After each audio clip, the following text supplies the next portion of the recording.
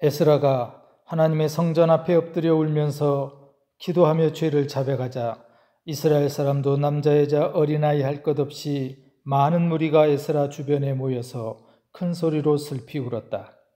그때 엘람의 자손 여히엘의 아들 스가냐가 에스라에게 말하였다. 우리가 주변에 있는 이 땅의 백성에게서 이방 여자를 데려와서 아내로 삼음으로써 하나님께 죄를 지었지만 아직도 이스라엘에 희망은 있습니다. 이제 우리는 하나님의 명령을 두려워하면서 받드는 분들의 권면과 에스라 제사장님의 가르침을 따라서 이방 여자들과 그들에게서 난 아이들을 다 보낼 것을 하나님 앞에서 언약하겠습니다. 율법대로 하겠습니다. 그러므로 이제 일어나십시오. 이 모든 일은 제사장님이 맡아서 하셔야 합니다. 우리가 제사장님을 도와드리겠습니다. 용기 있게 밀고 나가십시오. 이 말을 듣고 에스라가 일어나서 지도급 제사장들과 레위 사람들과 온 이스라엘 사람에게 그들이 말한 대로 하겠다고 맹세하라고 요구하니 그들은 그대로 맹세하였다. 아직도 희망은 있습니다. 오늘 에스라서 우리가 10장 말씀을 보는데요. 오늘까지만 우리가 에스라서를 보고 다음 주부터는 에스라서 다음 느헤미야에 대한 말씀을 나누겠습니다.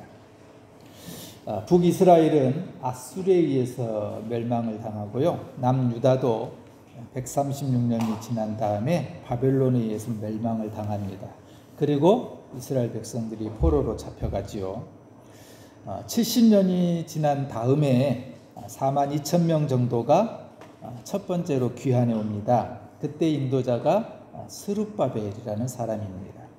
첫 번째 돌아온 이 귀환자들은 다 무너진 성전을 다시 세우는 게 목적이었습니다. 그리고 성전을 짓지요.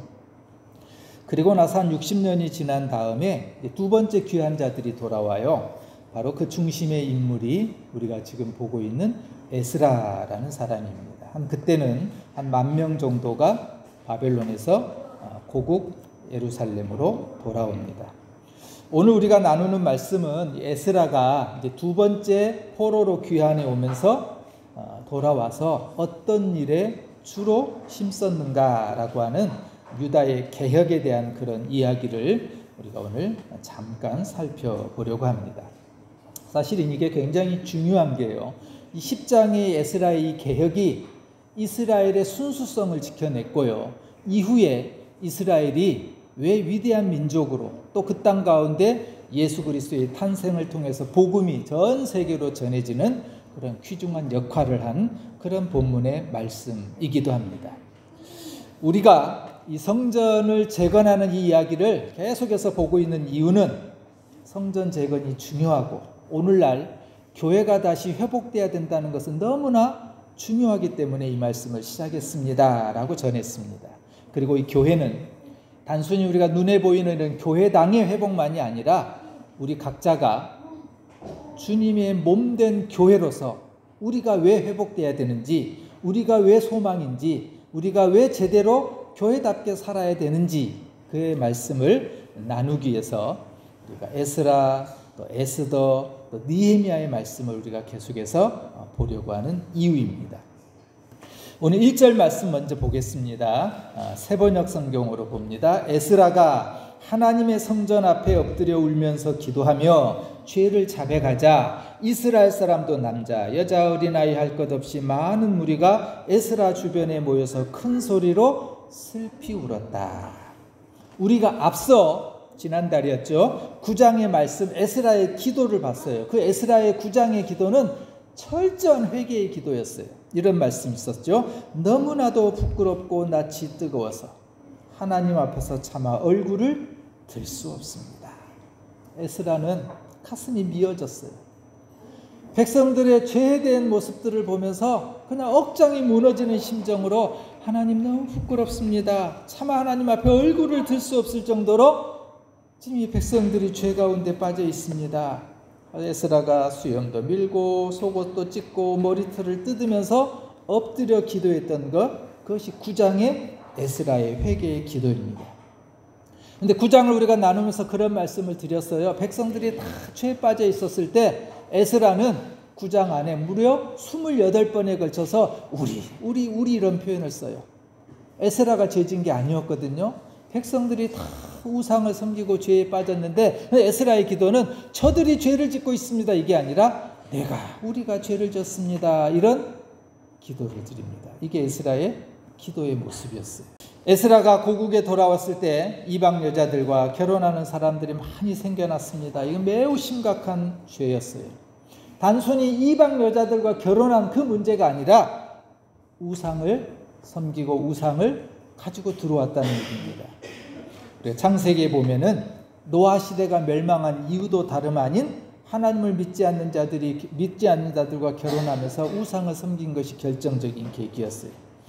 이스라엘이 남북으로 분단된 것도 바로 이 이방 여자들과 결혼하면서 우상을 섬긴 거였고요. 북이스라엘, 남유다가 멸망하는 결정적인 원인도 다 우상을 섬기는 문제였어요. 에스라는 학사거든요. 학사는 뭐냐면 성경을 연구하고 성경을 계속 들여다보면서 이 성경 안에서 하나님이 어떻게 일하셨는지를 가르치는 역할을 한 사람이 학사 에스라예요.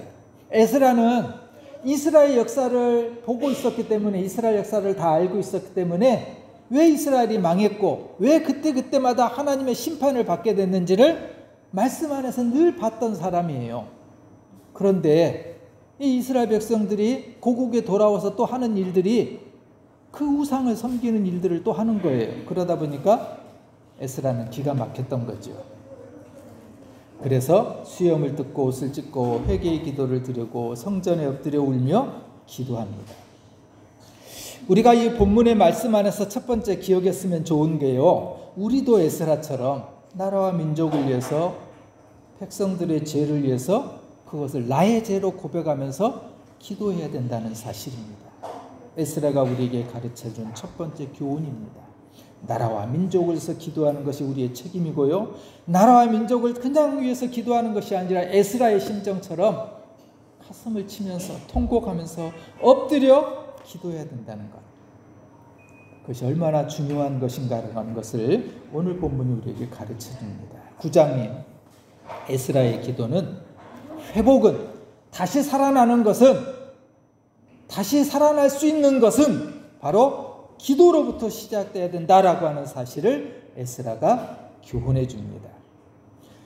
그래서 기도는 중언부언에서 하는 것이 아니라 말씀을 따라 해야 되고요, 그것이 바로 우리가 날마다 말씀 앞에 나와야 되는 이유입니다. 그래서 우리는 오늘 이 거룩한 날 주의 전 앞에 나와 말씀 앞에 서고 말씀을 사모하고 말씀을 나누고 있습니다.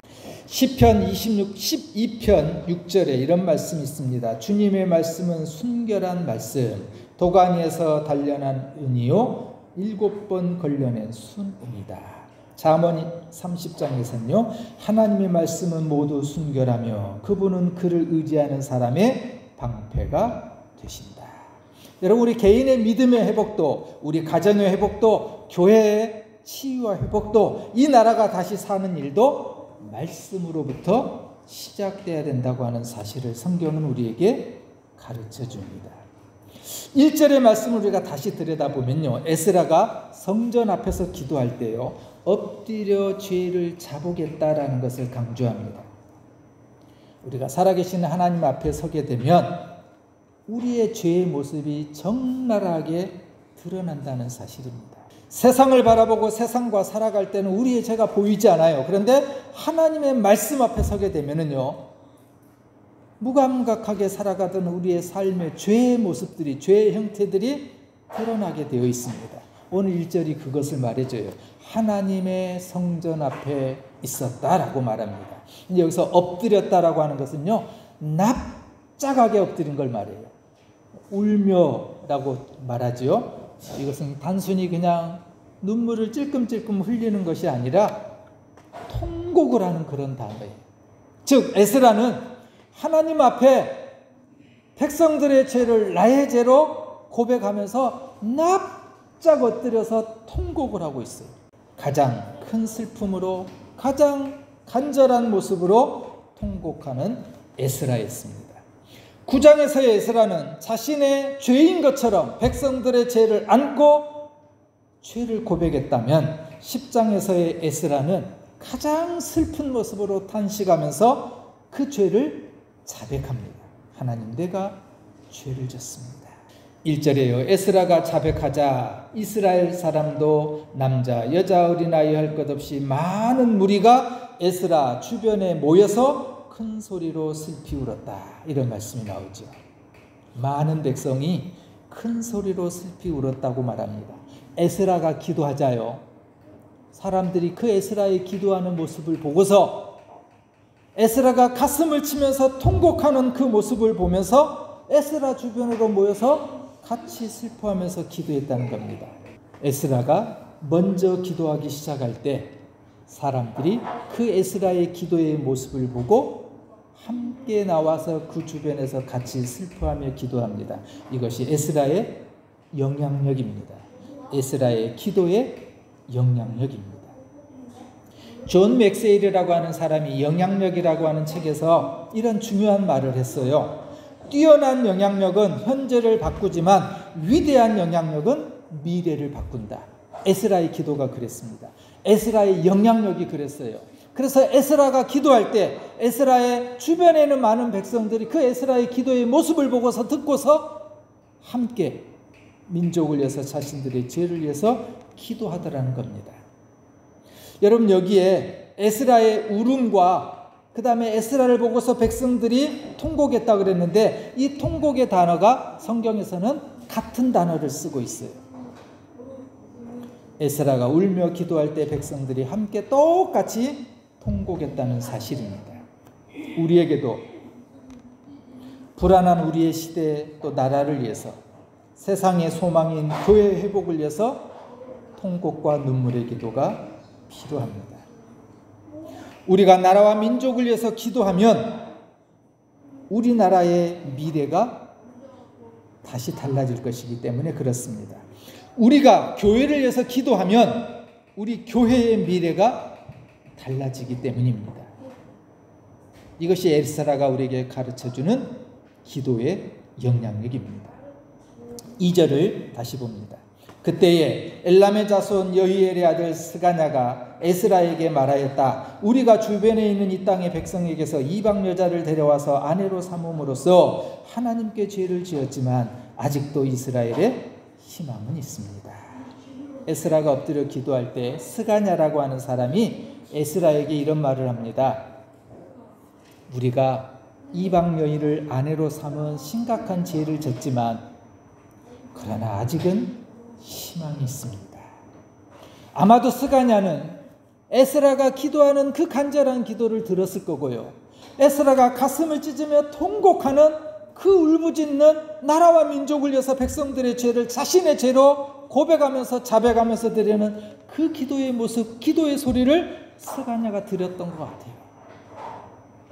스가냐의 얘기는 뭐냐면요. 비록 우리가 죄를 졌지만 이방 여인을 삼고 우상을 섬기는 심각한 죄를 졌지만 에스라 당신의 기도가 그리고 그 에스라의 기도를 통해서 백성들이 함께 통곡하는 그 기도가 하나님 앞에 들렸을 거고 하나님은 용서하실 거고 하나님은 은혜를 베푸실 거고 우리가 그렇게 죄에서 돌아선다면 다시 우리는 비록 심각한 죄를 졌는지 모르지만 다시 우리는 희망이 있습니다. 이게 지금 스가냐가 에스라에게 전해주는 이야기였어요. 여기서 이 희망이라고 하는 이 단어는 기다린다는 뜻입니다. 이 단어가 창세기 49장에서는 이렇게 쓰여지고 있어요. 주님, 제가 주님의 구원을 기다립니다. 이사야 40장에서는 이 단어가 이렇게 쓰여집니다. 오직 주님을 소망으로 삼는 사람은 새 힘을 얻으리니 독수리가 날개를 치며 솟아오르듯 올라갈 것이요 뛰어도 지치지 않으며 걸어도 피곤하지 않을 겁니다. 스가냐가 말하는 아직도 희망은 있습니다. 비록 우리가 죄를 졌지만 비록 정신을 못 차리고 있지만 그래도 아직도 우리는 희망이 있습니다. 왜요? 하나님의 구원하심을 우리는 기다리기 때문입니다. 하나님이 결국에는 우리를 회복시켜 주시기 때문입니다. 우리는 그것을 기대하기 때문입니다. 스가냐가 지금 그렇게 전하고 있습니다. 사랑하는 여러분, 아직도 희망은 있습니다. 3절입니다. 이제 우리는 하나님의 명령을 두려워하면서 받드는 붙들의 권면과 에스라 제사장님의 가르침을 따라서 이방 여자들과 그들에게서 난 아이들을 다 보낼 것을 하나님 앞에 언약하겠습니다. 율법대로 하겠습니다. 백성들은 에스라의 가르침을 따라서 이제 모든 아내와 그 아내가 낳은 아이들을 다 내보내기로 약속합니다. 그리고 율법대로 지킬 것을 약속합니다. 에스라의 모습이 기도였다면 이 백성들의 행동은 하나님의 율법, 말씀을 따르겠다고 하는 결단이었어요. 오늘 이 말씀 안에 아직도 희망은 있습니다. 우리 두 가지를 기억했으면 좋겠어요. 아직도 희망은 있습니다. 그 희망은 다름 아닌 기도와 말씀이라는 사실입니다. 사랑하는 여러분, 행여 우리 가정에 어려움이 찾아오고 절망의 순간이 다가오고 때로는 고통의 환경 가운데 우리가 처한다 할지라도 희망이 있는 이유는 기도가 있고 말씀이 있기 때문입니다. 우리는 지금 어수선한 세상을 살고 있습니다. 안타까운 시대를 우리가 바라보고 있고 또 경험하며 살아가고 있습니다. 우리의 믿음의 선진들이 또 우리의 믿음의 조상들이 지켜냈던 이 나라 이 민족, 우리의 많은 애국 지사들이 목숨을 바쳐서 지켜냈던 이 민족에 지금 심각한 위기에 놓여 있습니다. 때로 보면 절망스럽고 소망이 없는 것처럼 보입니다. 그러나 오늘 말씀은 우리에게 이렇게 위로합니다. 아직도 희망은 있다. 아직도 희망은 있다. 그런데 그 희망은 에스라의 기도처럼, 그리고 말씀 앞에 율법을 지키기로 언약했던 백성들의 모습처럼 우리가 하나님의 말씀과 기도로 살아갈 때 우리의 가정은 희망이 있고 교회는 희망이 있고 이 나라 이 민족은 아직 희망이 있음을 믿습니다. 내가 먼저 하나님의 말씀을 경외할 때 그 말씀은 세상에 누룩처럼 영향력 있게 번져갑니다. 오늘 에스라가 기도할 때 많은 백성들이 그 에스라의 기도의 모습을 보고 기도의 영향력 가운데 살아갔던 것처럼 백성들은 그 기도를 통해서 하나님의 말씀 앞에 돌아옵니다. 이것이 지금 교회가 회복되어야 될 이유입니다. 교회는 우리가 기도와 말씀으로 살아갈 때 세상은 우리의 모습을 보고 우리의 삶의 모습을 보고 이 나라 이 민족을 위해서 다시 새롭게 살아갈 결단의 삶을 살기 때문입니다. 4절에 그러므로 이제 일어나십시오. 이 모든 일은 제사장님이 맡아서 하셔야 합니다. 우리가 제사장님을 도와드리겠습니다. 용기 있게 밀고 나가십시오. 지도자들은 에스라에게 도와드릴 테니 일어나서 용기 있게 나가십시오 라고 권면해 줍니다. 궁극적으로 교회의 치유와 회복은 성령께서 하실 겁니다. 그런데 여기에 중요한 성도들의 역할이 있다는 겁니다. 교회의 사역이 목회자 혼자만 감당하는 것이 아니라 교회 공동체가 함께 목회자를 돕고 밀고 끌고 협력하면서 나아가야 되는 것, 이것이 오늘 4절이 우리에게 주는 그림입니다. 5절에 에스라가 드디어 일어납니다. 이 말을 듣고 에스라가 일어나서 지도급 제사장들과 레위 사람들과 온 이스라엘 사람들에게 그들이 말한 대로 하겠다고 맹세하라고 요구하니 그들은 그대로 맹세했다. 여기에 보면은요, 지도급 제사장들, 레위 사람들, 온 이스라엘 사람들, 여러 사람들이 등장합니다. 에스라는 각계각층의 사람들로부터 신뢰와 지지를 받고 있었습니다. 목회자와 성도의 신뢰는 함께 믿음이 성장해가는 중요한 힘이 된다는 사실을 오늘 본문은 우리에게 가르쳐줍니다. 우리 모두는 다 영향력을 가지고 있습니다. 그리고 이 영향력은 단번에 얻을 수 있는 것이 아니라 차츰차츰 성장해 갑니다. 사람은 누구나 함께 살아가는 누군가에게 영향을 반드시 미치게 되어 있습니다. 소원하기는 우리 교회가 목회자와 성도 여러분이 함께 서로 선한 영향력을 나눠가면서 믿음이 저도 여러분도 함께 성장해 가기를 소원합니다. 아직도 희망은 있습니다. 총체적인 위기 앞에 놓인 한국 사회, 빛과 소금의 역할을 잃어버린 한국 교회, 주님의 가정과 모든 것이 무너진 것 같아도 아직 교회는 희망이 있습니다. 교회는 주님이 주인이시기 때문에 그렇습니다. 교회는 여전히 세상에 소망이 되어야 합니다. 교회는 세상을 살리는 생명이며 불안한 사람들을 위로하는 안식처가 되어야 됩니다. 그러기 위해서 우리는 에스라처럼 먼저 하나님 앞에 엎드려 울며 기도할 때 희망이 있습니다. 어려운 상황에서도 끈질기게 하나님께서 구원하실 것을 믿고 기다려야 합니다.